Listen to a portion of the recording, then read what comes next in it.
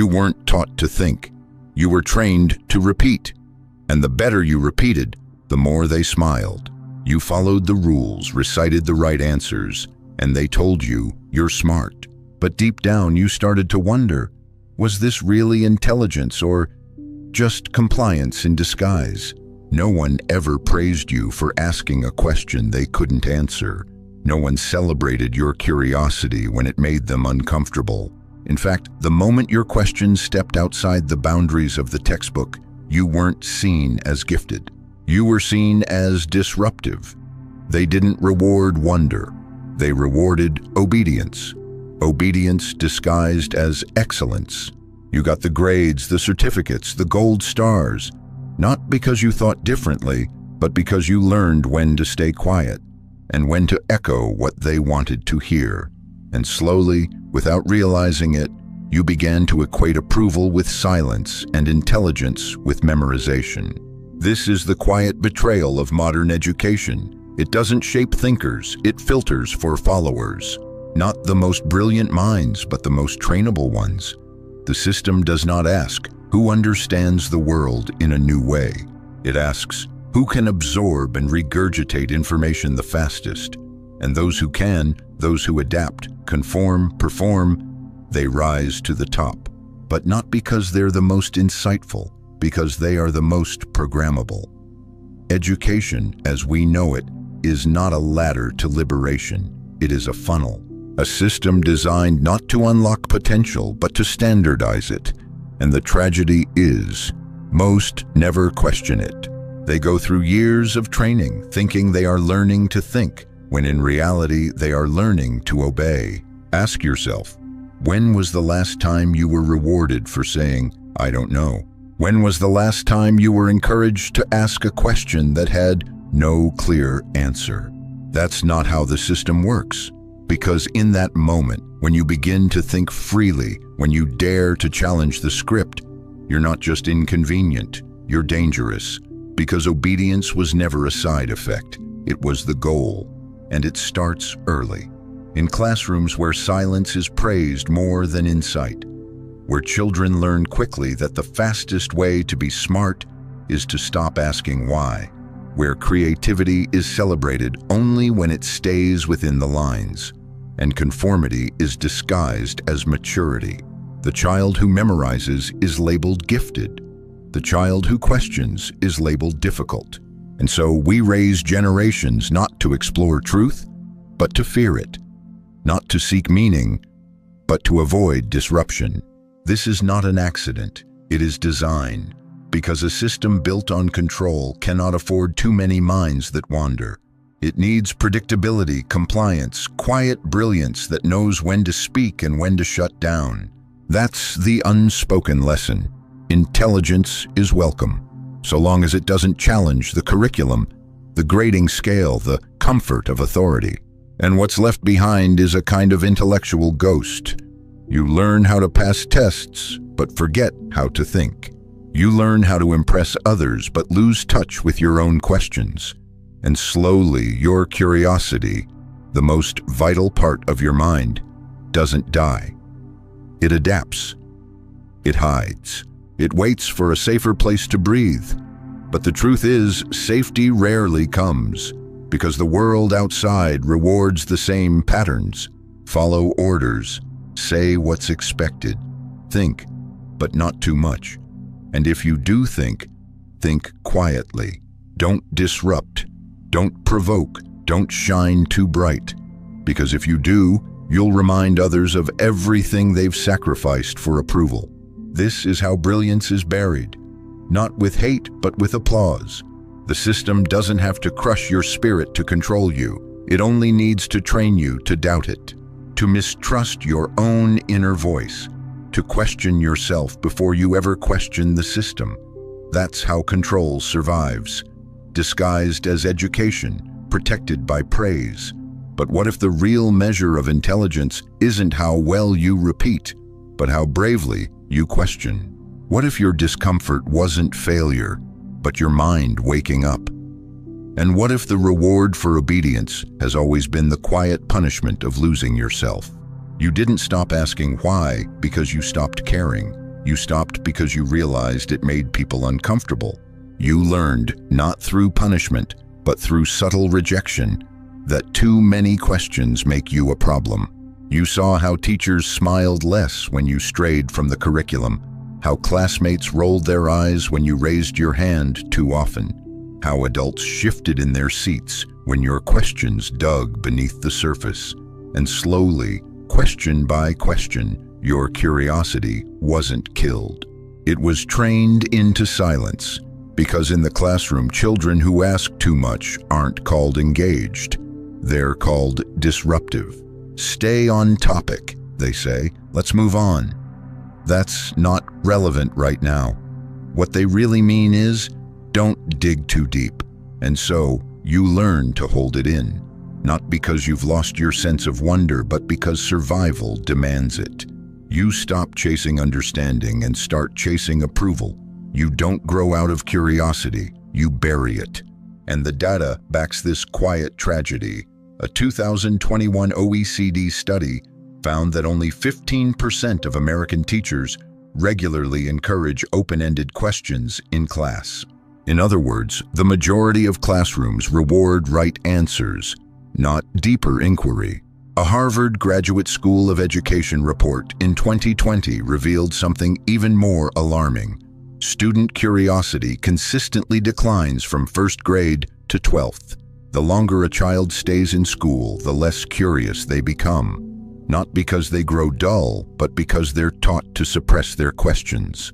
And Gallup's 2022 poll confirms what so many students feel but can't say out loud. 65% of American high schoolers report feeling bored by school. Not challenged, not inspired, bored. And yet, we pretend this is normal. We act like it's a natural part of growing up, like the fading of curiosity is inevitable. But what if it's not?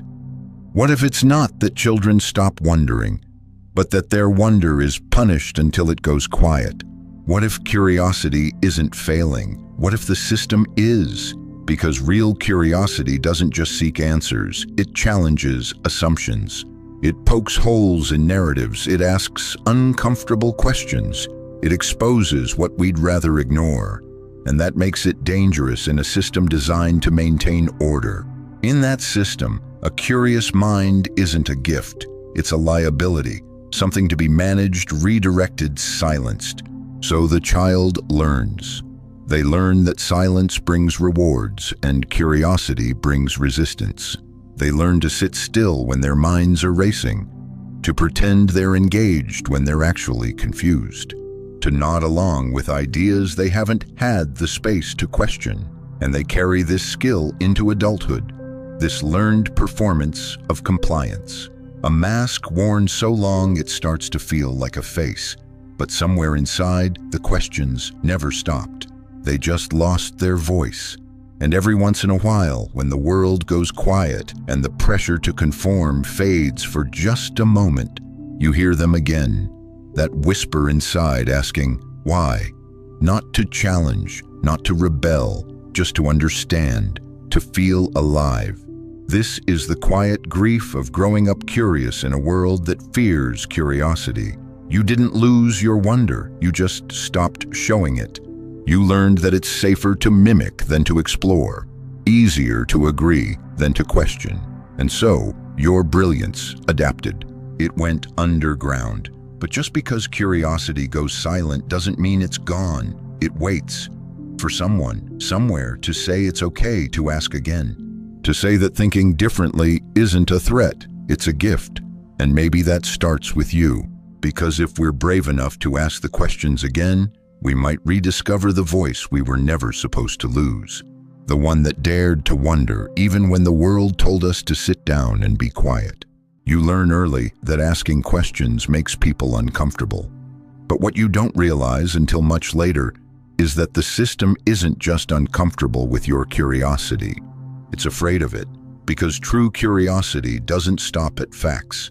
It asks deeper questions, foundational ones, the kind that shake the ground we've been taught to stand on. And that's the moment you become dangerous.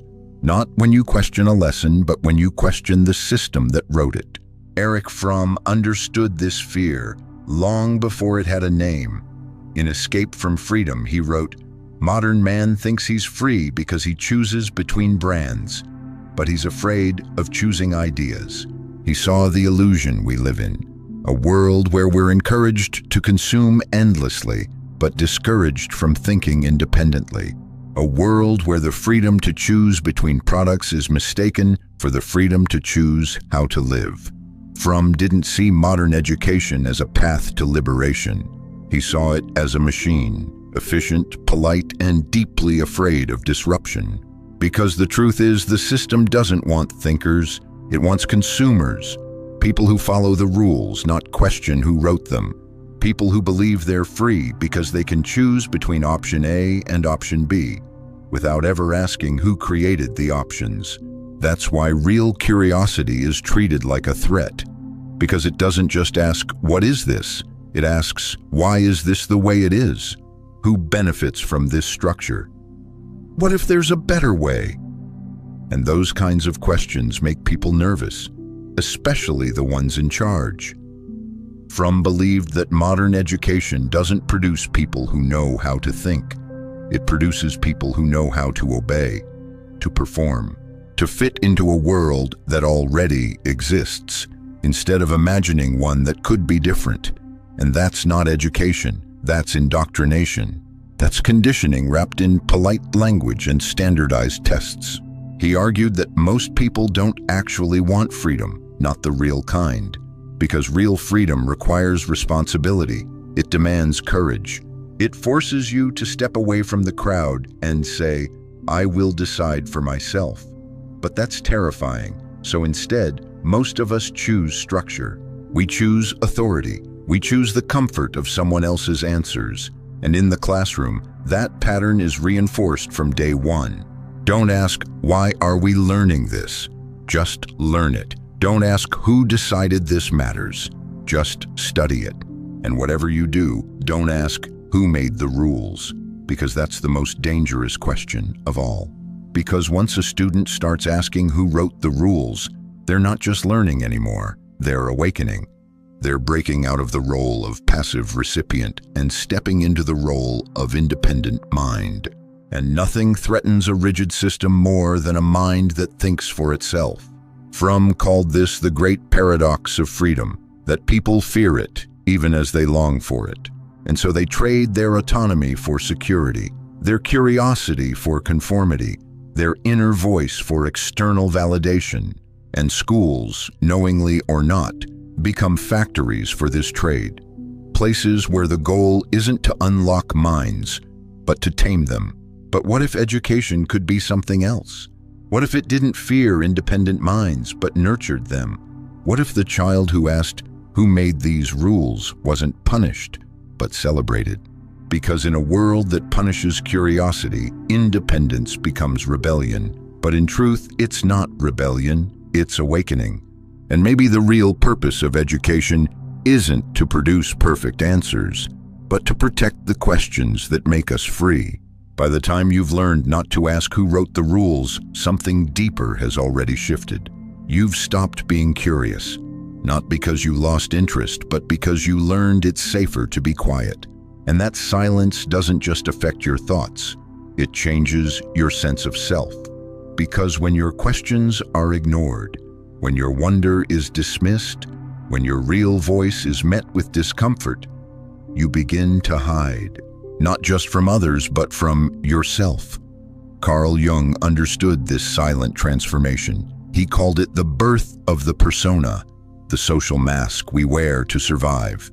"We all wear masks," he wrote, "but the tragedy is forgetting we're wearing one." In childhood, that mask starts small. You smile when you're praised for behaving. You shrink when you're scolded for being too much.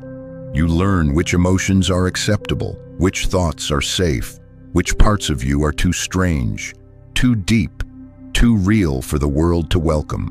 And over time, the mask grows thicker. What was once a performance becomes your identity. You become the good student, the polite child, the successful adult. But inside, something feels off. You've done everything right. You followed the rules. You earned the grades. You smiled at the right times and played the role the system rewarded. And yet you feel hollow, disconnected, not from others, but from something inside. And you can't explain it, because no one ever told you that being good, in the eyes of the world, might come at the cost of your soul. Jung didn't see this as a minor side effect. He believed this disconnection from the true self, the self, was the root of many psychological crises, not just anxiety or creative blocks or burnout, but the deeper, quieter unraveling people often mistake for a career crisis or a midlife slump. He believed these were symptoms of something far more profound, the loss of authenticity. When children are rewarded for performance over truth, they don't just lose their creativity. They lose trust in their own inner voice. And without that voice, how do you know what you truly want? How do you know what you believe, feel, need? If all you've ever been taught is how to perform what's acceptable, you don't. So you look outside, you chase approval, validation, structure, anything to fill the quiet ache inside. But no matter how much you achieve, the emptiness lingers. Because the mask was never meant to be you, it was meant to protect you. But when it becomes permanent, when it becomes all anyone sees, you start to believe that's all you are. And when that happens, the parts of you that don't fit the mask begin to rot in the dark. The sensitive part, the curious part, the part that once asked, who wrote the rules, before it was told to sit down and behave. Those parts don't disappear, they just go silent. And that silence over time becomes depression, disorientation, a deep sense that something is missing, even when everything looks fine. Not because you're broken, but because you've been pretending for too long. Jung believed healing doesn't begin with more achievements or better habits or more applause. It begins when you notice the mask, when you realize that the version of yourself the world accepts is only a fraction of who you truly are. And it begins when you stop asking, how can I fit in? And start asking, who was I before I was told to be good? Because the truth is, your emptiness isn't failure, it's feedback. A message from your deeper self, one that's been waiting patiently for you to listen again. By the time you realize the mask doesn't fit, the damage has already begun. You don't just feel disconnected from others, you feel distant from yourself. You start to wonder if maybe you were never meant to belong in the first place. Maybe something's wrong with you. Maybe you think too much, ask too much, feel too much. But what if the problem was never you? What if your questions weren't too big, but the classroom was too small? It's a quiet truth, but a powerful one. Curiosity doesn't fail. The system does, again and again. Think of Albert Einstein. As a child, he was labeled slow. Teachers thought he struggled to learn. They missed the brilliance simmering beneath his silence, not because it wasn't there, but because it didn't fit their mold. Einstein later wrote, "It is a miracle that curiosity survives formal education." He didn't say that lightly, he meant it. Because to remain curious in a system that rewards repetition over reflection, obedience over originality, is nothing short of a rebellion. And it wasn't just Einstein. Steve Jobs dropped out of college, but he didn't stop learning. He wandered into a typography class, not because it would earn him a degree, but because something in him was still alive, still searching.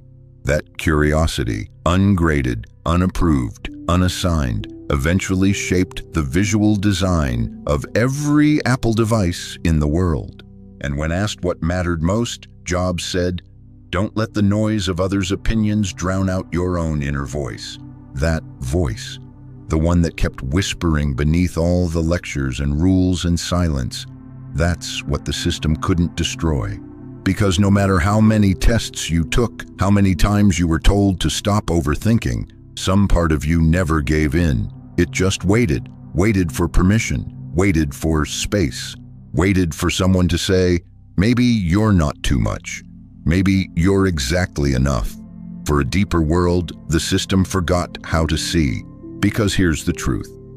The people who change the world are rarely the ones who thrived within it.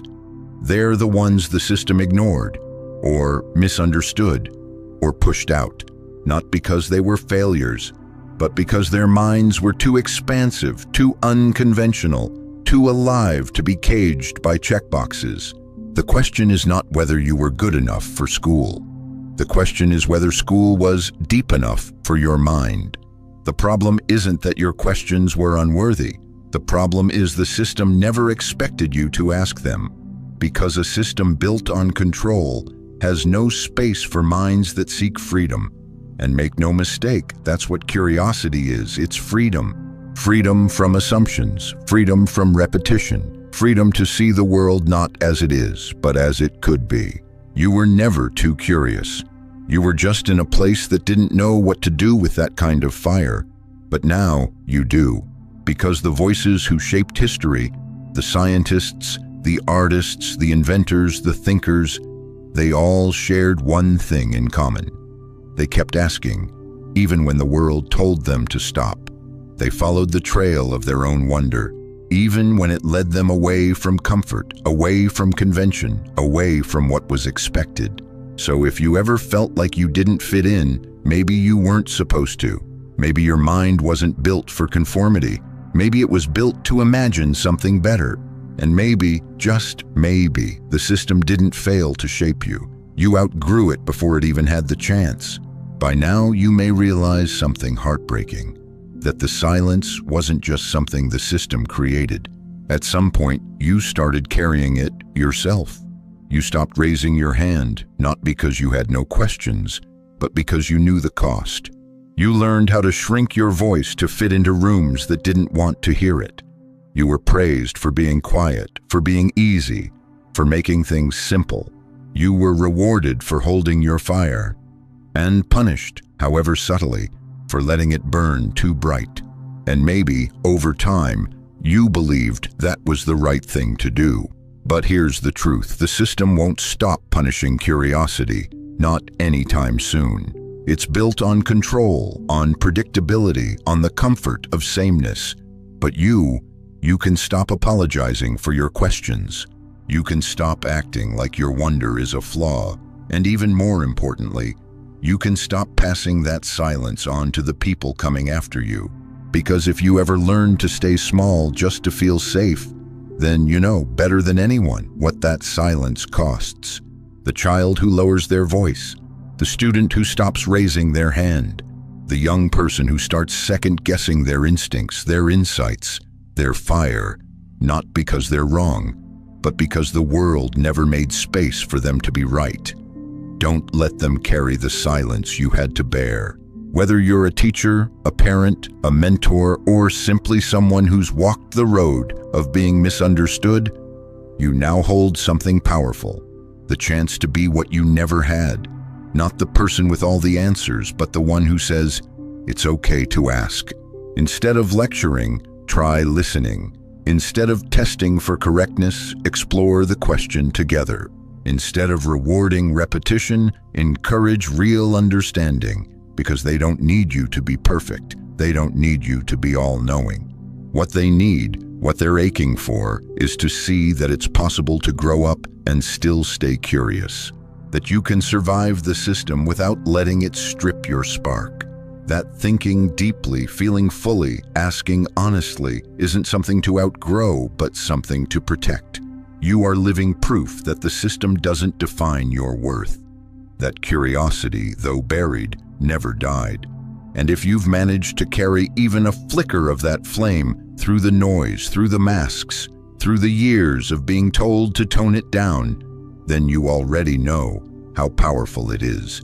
Now imagine what could happen if someone younger saw that flame and felt permission to keep their own alive. That's how the silence ends. Not by tearing down the whole system overnight, but by refusing to reenact its harm. By choosing, in one conversation, one classroom, one moment of connection, to do it differently. To let a question hang in the air instead of rushing to answer it. To say, that's a good question, even when you don't know the answer. to create space, real space, for minds that don't want to repeat, but to rethink. Because curiosity doesn't need a perfect system to survive. It just needs a little light, a little air, and someone brave enough to stop pretending they never asked why. You might not change the system, but you can interrupt the silence. And sometimes that's enough to save a mind, maybe even your own.